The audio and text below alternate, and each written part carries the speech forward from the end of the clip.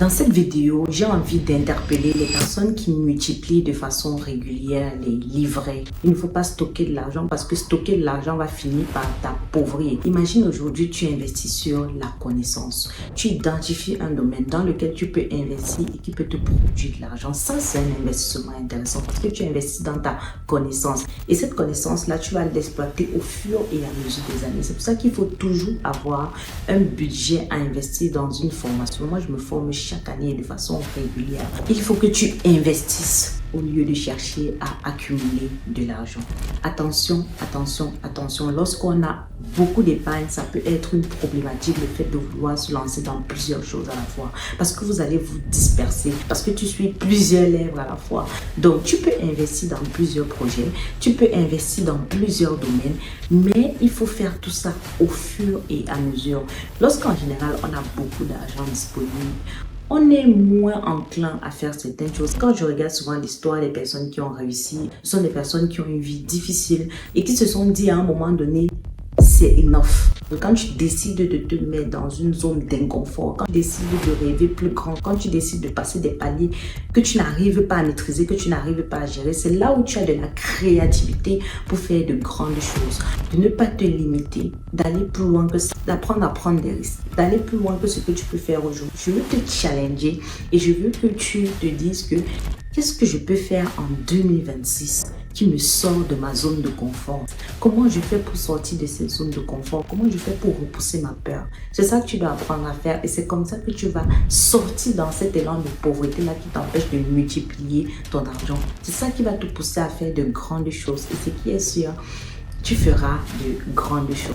Ne te limite pas. L'argent est fait pour être multiplié. De toutes les façons, on va mourir, on va laisser tout ça.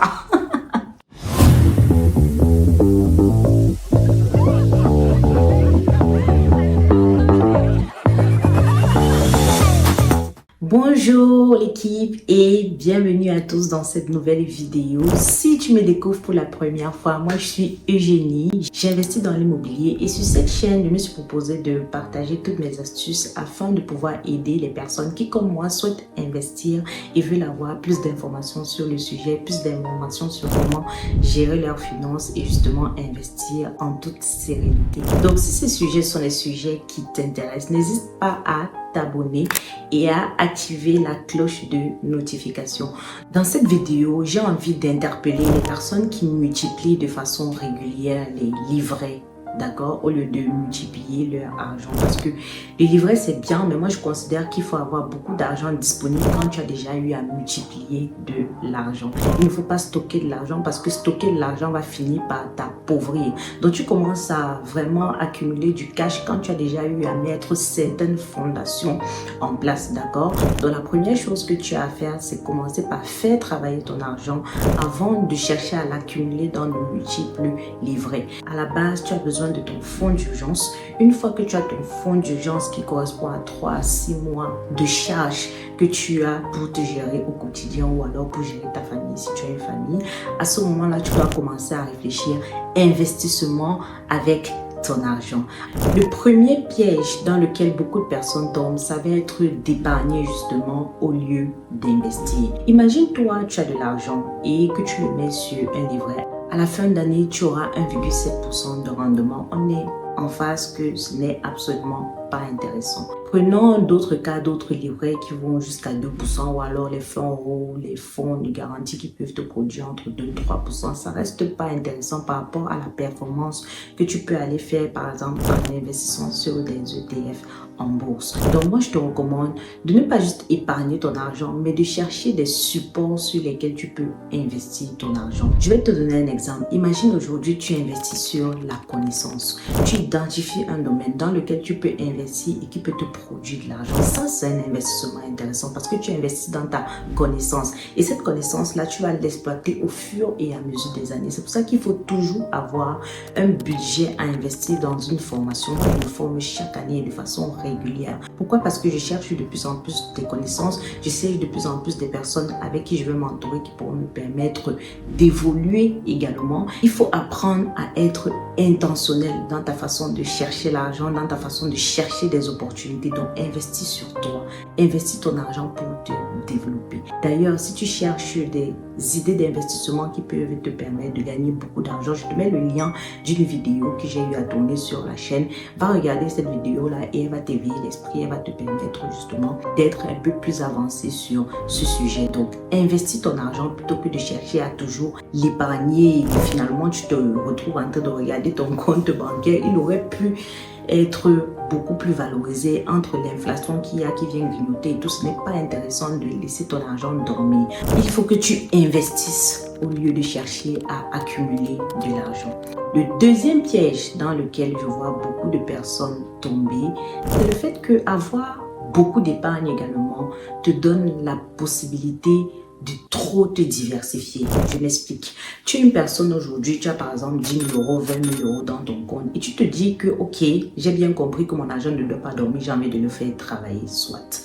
Le piège dans lequel les gens vont tomber, c'est qu'ils vont vouloir investir dans l'immobilier. Ils vont vouloir se lancer dans l'e-commerce. Ils vont vouloir voir un projet de, par exemple, location de voiture qu'une personne a fait et se lancer dedans. Attention, attention, attention. Lorsqu'on a beaucoup d'épargne, ça peut être une problématique, le fait de vouloir se lancer dans plusieurs choses à la fois. Parce que vous allez vous disperser. Tu vas te retrouver en train de travailler sur plusieurs sujets. Ton cerveau ne sera pas focalisé sur un sujet précis. Et finalement, tu peux te retrouver en train de perdre de l'argent en fait. Parce que tu suis plusieurs lèvres à la fois. Donc, tu peux investir dans plusieurs projets. Tu peux investir dans plusieurs domaines. Mais il faut faire tout ça au fur et à mesure. Ne rentre pas dans le piège de vouloir investir dans 1000 projets à la fois. Donc non, je te déconseille clairement d'adopter cette technique-là. Trouve un projet, forme-toi sur un projet, investis dans ce projet, épuise tout ce que tu peux épuiser en termes d'expérience. Considère en fait que tu es dans une phase d'apprentissage. Lance-toi à fond et une fois que quelque chose marche, à ce moment-là, tu peux chercher à te diversifier. Le fait d'avoir souvent beaucoup de liquidités peut nous amener à nous lancer dans trop de choses et finalement, ce n'est pas bénéfique pour nous. Donc, fais attention à ce piège-là. Lance-toi dans une seule chose à la fois. Autre piège qui peut extrêmement t'appauvrir, et ça franchement c'est super important que tu comprennes ça, c'est le fait de ne pas sortir de ta zone de confort.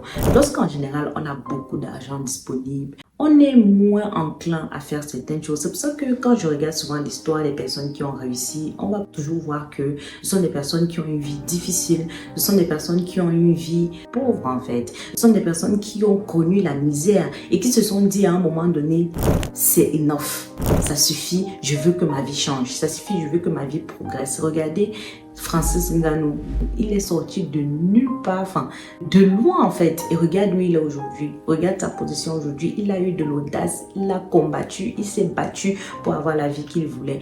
Et je pense que le fait d'avoir parfois beaucoup d'argent, le fait d'avoir un très gros matelas de sécurité ne nous pousse pas à nous développer, à sortir de la zone de confort, à prendre des risques énormes parce qu'on s'est dit que non, on est quand même à l'aise comme on est. Malheureusement, c'est un piège parce que quand tu décides de te mettre dans une zone d'inconfort, quand tu décides de rêver plus grand, quand tu décides de passer des paliers que tu n'arrives pas à maîtriser, que tu n'arrives pas à gérer, c'est là où tu as de la créativité pour faire de grandes choses. D'un moment donné, il faut prendre la décision de sortir de sa zone de confort, arrêter de chercher à regarder la vie et se dire qu'on ne sait jamais, enfin, on ne sait jamais ce qui peut arriver. Donc, il faut apprendre à mettre des piliers, il faut apprendre à mettre les pieds sur terre, il faut apprendre à avoir une grosse vision plus grande que ce qu'on a pour pouvoir réaliser des grandes choses. Et ça va te demander forcément de sortir de ta zone de confort. Tu ne pourras pas faire autrement. Donc, fais bien attention à ça. Lorsque tu épargnes, il faut te dire aussi que le fait d'avoir peut-être beaucoup d'épargne peut t'empêcher de passer le cap parce que tu es trop à l'aise. Donc, mets-toi dans des zones d'inconfort. Si par exemple, aujourd'hui, tu es dans une situation où tu arrives à gérer 50 000 euros, 20 000 euros facilement, dis-toi qu'en fait, c'est 200 000 euros qu'il te faut. Et à partir du moment où tu voudras faire des projets de 200 000 euros, ça va te mettre dans une zone inconfortable. Et là, tu pourras passer un autre palier. Donc, fais bien attention à ce piège-là. Et le dernier piège qui est le pire de tous et que je vais évoquer avec toi, c'est la peur du risque. Beaucoup de personnes ont peur du risque. Je ne veux pas lancer par exemple l'immobilier, si jamais les locataires ne me payent pas, si jamais un sabote mon appart, si jamais il y a des squatteurs, je ne veux pas me lancer dans la location de voiture. Si jamais je fais de la location de voiture et que finalement quelqu'un sabote ma voiture ou alors quelqu'un vole ma voiture et il s'en va avec, je ne veux pas me lancer par exemple dans la construction au pays, parce que finalement tu vas te lancer dans la construction au pays, les gens ne vont pas bien faire le travail, tu vas te retrouver en train de casser. Je ne veux même pas me lancer dans la bourse. Si jamais c'est le moment où je me lance dans la bourse et qu'il y a un crash, comment est-ce que je vais faire? Je ne veux pas parce que toujours des raisons. Il y en a 10 000 des raisons. Mais en fait, la réalité, c'est que tu dois apprendre à avoir le goût du risque si tu veux avoir de l'argent. Je ne vois pas quelqu'un qui peut s'enrichir, qui peut se développer. Regardez les risques que les Elon Musk ont pris. Quelqu'un gagne de l'argent avec PayPal, il est déjà millionnaire, mais il décide d'investir tout cet argent-là pour pouvoir créer des choses encore plus grandes. Vous vous rendez compte? En fait, on veut souvent la vie des personnes qui réussissent, mais on n'est pas prêt à épouser les sacrifices de ces personnes-là qui réussissent. Si tu veux aller plus loin, tu dois pouvoir embrasser l'échec. Si tu veux aller plus loin, tu dois pouvoir embrasser les difficultés qui viennent avec, en fait.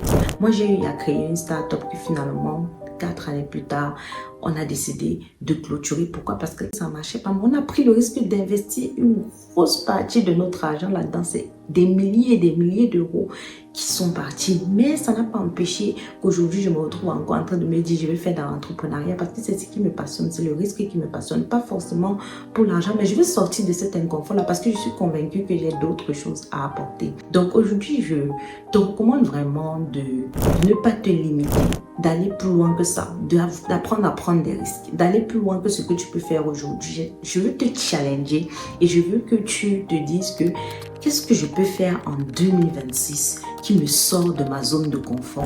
Quel est le projet que je garde depuis des années et que je n'arrive pas à déployer, que je n'arrive pas à mettre en place? Comment je fais pour sortir de cette zone de confort? Comment je fais pour repousser ma peur? C'est ça que tu dois apprendre à faire et c'est comme ça que tu vas sortir dans cet élan de pauvreté-là qui t'empêche de multiplier ton argent. C'est ça qui va te pousser à faire de grandes choses et ce qui est sûr, tu feras de grandes choses. Donc voilà un peu ce que je voulais partager avec toi aujourd'hui. Prends tous ces points-là et sincèrement, ne te limite pas. L'argent est fait pour être multiplié. De toutes les façons, on va mourir, on va laisser tout ça. Donc la vie, c'est un jeu où il faut jouer en fait. Il faut jouer au game. Il faut parfois activer un peu le mode difficile. Je sais que c'est bien le mode easy, mais il faut parfois activer un peu le mode difficile dans ta vie. Il faut parfois que ce soit un peu épicé, tu vois. Donc voilà, c'est ce que je voulais partager avec vous aujourd'hui. Si vous avez aimé la vidéo, n'hésitez pas à la liker, n'hésitez pas à la partager. Et on se retrouve dans une prochaine vidéo. Bye bye.